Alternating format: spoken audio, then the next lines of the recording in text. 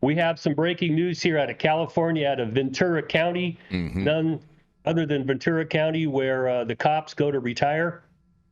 And it seems that a guy named Adam King, in March of 2023, he submitted an application to get a carry concealed weapon permit. We call it a CCW here in California.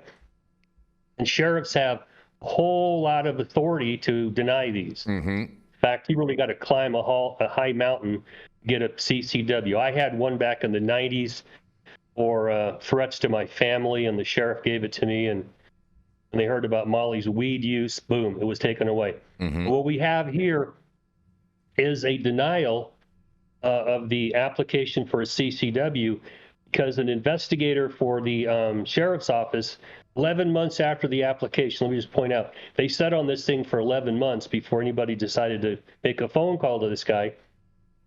And he admitted that, well, I don't regularly use weed, but, 3 or 4 weeks back at a birthday party, my friends kind of twisted my arm a little bit and gave me some decent weed. I took a couple hits and he admitted to this. The sheriff denied it. Yeah.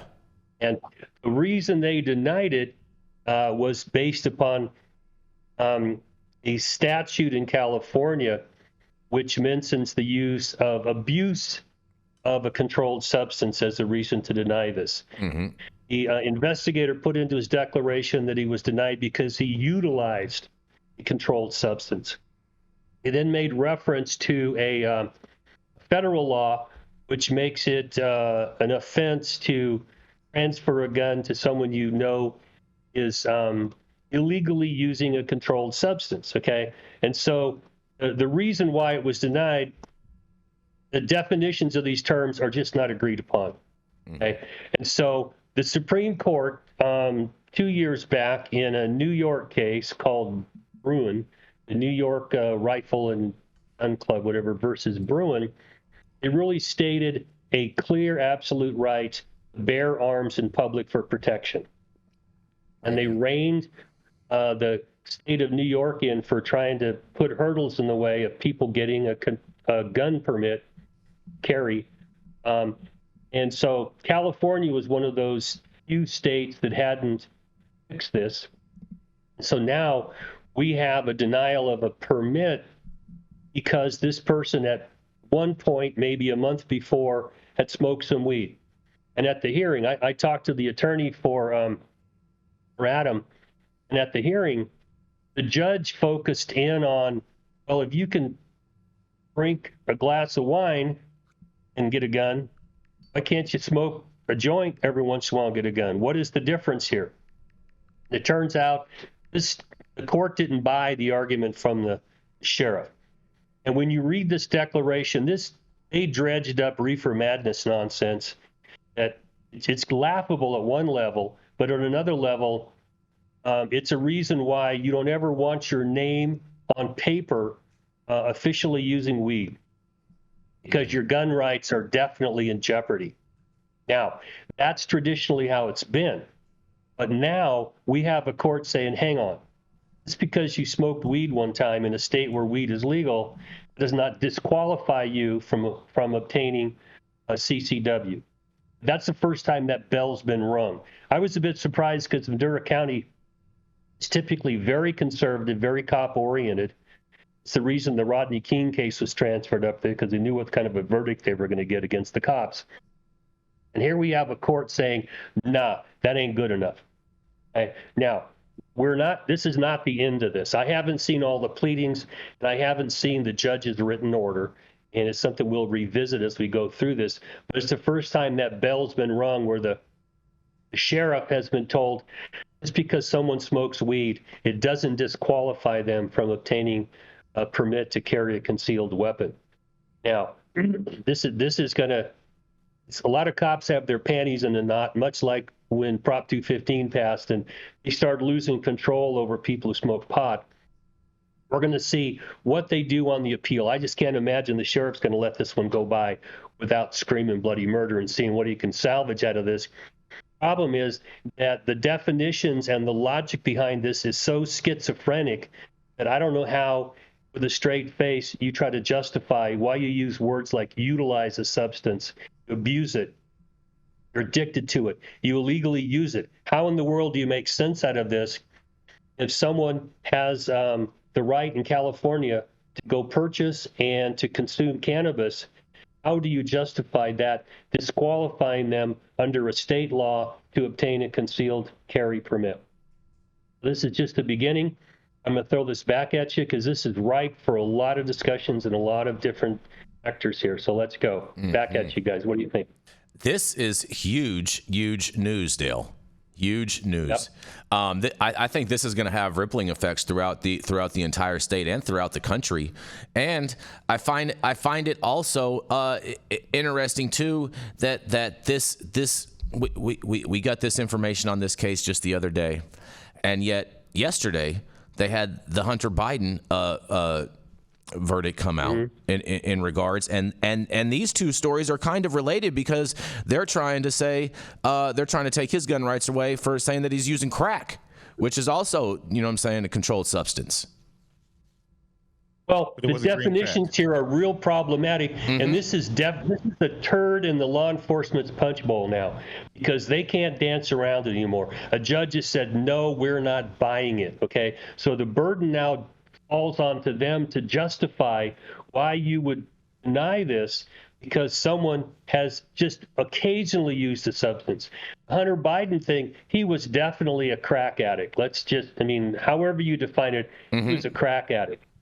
And should that make any difference? Because the Second Amendment is pretty clear. Okay, the right to keep and bear arms shall not be infringed. And at what point do you infringe someone's rights? And when they are a Democrat. When they're a Democrat, that's when you do it. Oh boy. When it's funny too, Dale, because with this case, with this case, there's a lot of conservatives that are actually coming in defense of Hunter Biden in regards to this, and they're actually saying that box on the gun form that asks if you use drugs or anything illegal or whatnot is basically a violation of the Fifth Amendment because you have a right to not incriminate yourself, Dale. Do you think how do you think that's going to play out? That's the Timothy Leary case in the 47 Tax Act. That's what got it. You had to admit you had the weed to apply for it, but having the weed without the permit was illegal. So it was the Fifth Amendment trap. It could be that. But, really, what is the purpose of looking at drugs and saying you can't have a gun permit, right? You can't even own a gun if you use drugs, because alcohol is liquid stupid and a hell of a lot more dangerous to other people out there than weed is. Liquid stupid. At what point, is it going to be that it still sticks in my craw to let someone who's addicted to meth or coke do it? This is not... Dale, go ahead, Manndie. You were going, then I had some. I was just going to say that, when it comes to disclosing your substance use, for many people, that could also be a violation of their medical HIPAA rights, for sure. HIPAA coverage. Because to disclose something like that could also be stating that you have an addiction problem or that you are dependent on something, which, really is truly a violation of your medical privacy. Go ahead. I thought you were done. No, go ahead. That's it. So I am done. Let me segue off that, Manndie. Let's take this a step further. Let's take this into the world of Schedule 3, ladies and gentlemen, where now we have a medical necessity. So now when the federal government recognizes me with a medical necessity to use this cannabis substance, right? How can you bar me from it then? So let's go back a little bit further before that, though. Whether you are a Democrat or whether you are a Republican on this issue, this is an unconstitutional issue, regardless of ideology. You cannot stop somebody from exercising their Second Amendment right simply because they use IE substance after that. Unconstitutional on its face. I don't care anything after that. Now, you can get into the weeds on it and all that stuff, right? Whether or not, okay, if I need Vicodin for pain, does that mean I can't possess a concealed weapon? My doctor prescribed that to me. See, this is a very slippery slope. When you start taking people's rights, especially their Bill of Rights, right? That's why our founders and our framers were so hesitant on letting anybody infringe on these, because once you do it, you begin to infringe on all of them. And you begin to go into the Fourth Amendment, and you begin to go into the Fifth Amendment, and all these other amendments that we shouldn't be touching, right? So this situation right here is just indicative of the larger situation where they say, oh, anybody who uses weed or anybody involved in cannabis really doesn't deserve rights. And that's the mentality that we have to switch. Fair enough.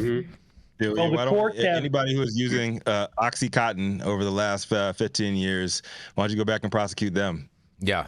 Right. What the courts are doing here, guys, is that they're taking a look at this constitutional right, and it is clearly a right, an absolutely stated right that applies to the states, and they're not letting anybody apply what we used to call intermediate scrutiny. It's got to be strict scrutiny. This has got to be necessary to achieve a fundamental state interest. So if that's where we're going forward after the Brune case, where the court said you have a right to do this, and if someone takes that right away, we're going to make sure the government justifies this at the highest level of scrutiny. And they look historically. Before the war on drugs, no one took your gun rights away because you were using drugs. They Exactly. didn't. In fact, in the 1800s, you got out of jail, they gave you your guns back and said, you've done your time, off you go. So historically, the courts are looking at this historically and saying, just because, and Thomas wrote this, okay, I'm hoping Thomas, as much controversy as he has, he follows the logic he had in the rates decision and says this is basically bullshit. It's an overreach by the government to take away your rights. And if you can state the purpose for it, let's clearly define the purpose of why you're using drugs to take away someone's rights. What is that purpose? Clearly define the terms used, make the government strictly strict to them. And if they do that, they can't justify it because this is hypocritical bullshit. And they all know it. They're just saying, hey, I'm wearing the badge. I told you, don't do it. Well, fuck you. You ain't my dad. Yes, and let's remember why the framers gave us the right to bear arms. Was one of the chief reasons was to protect against tyranny. So when the government that we are supposed to be protecting ourselves against is the one that's saying you can't have that protection, let's pause and think about that. That's all I'm saying. My bare arms are not Well, I registered. lost my gun rights, and it pisses me off. But I have a lot of people in my family who are responsible, lawful gun owners, okay? And I'm just telling you, if shit goes down, they're coming to my house, okay, to protect me. Yep. Okay? And you can bet, if necessary, things will be flying in both directions here. Because that's the reason, as Luke said, you can read all you want in the Second Amendment. Basically, if you show up at my house without any reason, you better understand that what's coming back at you may not be, hello, how you doing? Exactly, man. I just want to give a big congratulations to the law firm and to my buddy Adam King who went through this case.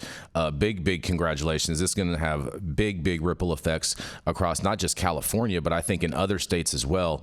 And we're going to definitely keep on following along with this. And I think we are going to do a standalone video in regards with this and with an interview with Adam and his attorney in regards with this whole case, and make sure that we continually to follow all of the developments in regards to this. But are you Do we know who his attorney was, Jay? Yeah. We know the attorney. Dale and I had a conversation with him yesterday. Yeah, I have all that information. I just don't have his name and everything all in front of me. Yeah, that would be interesting to see, because congratulations on the victory on that, because that's a much needed win. And wind in the sails of this argument. So congratulations to Mr. King and the law firm who represented him. Yes, most definitely. And on that, we're going to go into our little promo piece real quick, you guys. Make sure that you hit that like button. I know you'll appreciate it, we'll appreciate it, and YouTube will appreciate it. Also, make sure you subscribe to the channel if you've not subscribed already. And all of the articles that we cover on today's show, you can read directly on our website at www.highat9news.com. Now, this article, Dale's story that we just covered, is the only one that is up there right now. So we are encouraging everyone to share this. This is breaking news, and this is a High at 9 exclusive. No other cannabis media outlet has covered this as of yet. And so we are hoping that all of you will share this all throughout throughout all of your platforms and whatnot and help spread the news in regards with this article. Rico, I now leave the floor to you. Hey. No ceilings, baby. Yeah. Screen is frozen. Hold on one second. Man, it's been next. I think we're getting hacked by the Democrats today. Yeah, man. Something's going on, man. Biden, we need some people out of prison. Yeah, exactly. We're over here glitching. we're over here glitching like Joe Biden at a gospel concert. Exactly. Speaking of that, up next, we have the undeniable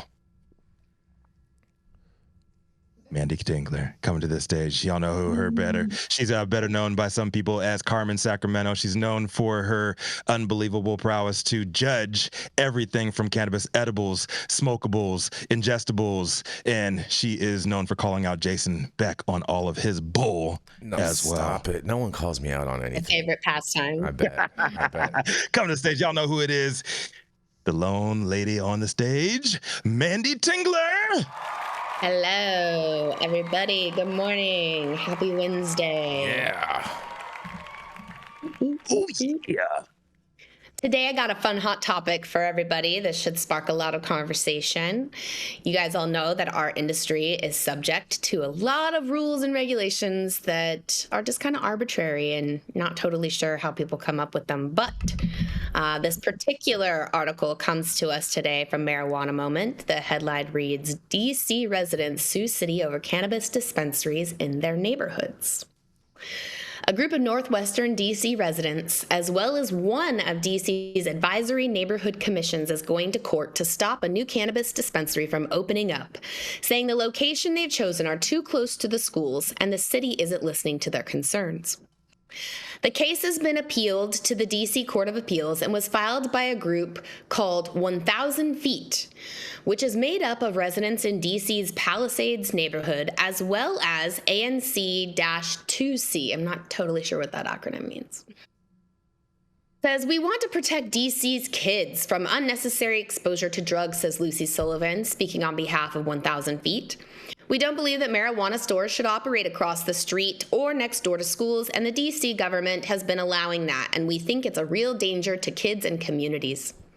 Currently, the city requires 300 feet of distance between cannabis dispensaries and the schools or daycare facilities, but there are some loopholes in the law. Sullivan said even 300 feet is too lenient and said that the city should abide by the 1,000 feet rule described in the Federal Drug Free Schools Zone Act, which prohibits the sale of illegal drugs within 1,000 feet of public or private schools. There is a federal law that has been put in place to protect